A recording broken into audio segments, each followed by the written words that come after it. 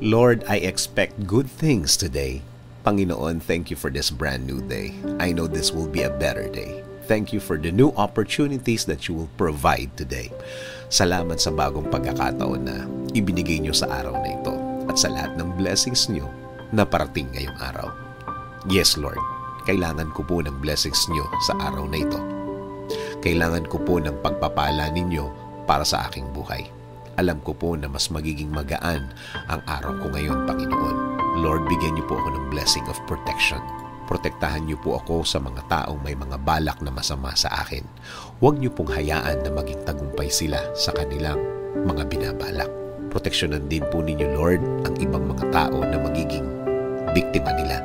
Huwag niyo rin po hayaan na matuloy ang kanilang masamang binabalak.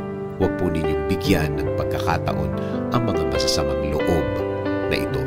I need your blessings, Lord, also in healing. Itinataas ko po ang lahat ng mga nararamdaman ko ngayon sa inyo. Alam ko na kayo lang ang makakapagpagaling sa akin at sa kanila, Panginoon.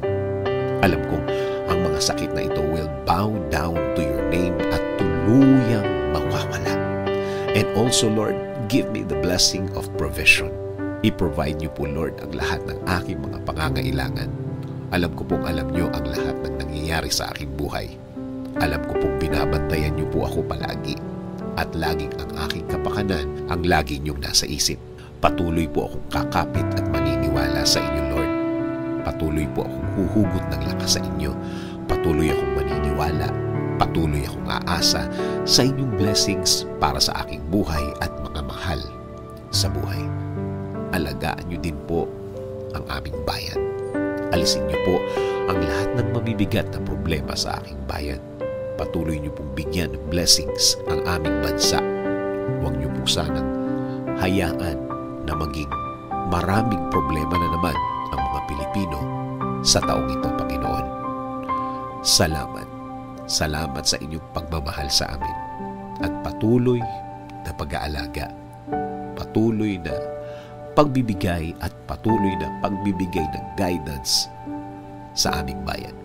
Kailangan po namin ang inyong direksyon para sa aming mga buhay. Panginoon, in Jesus' name we pray.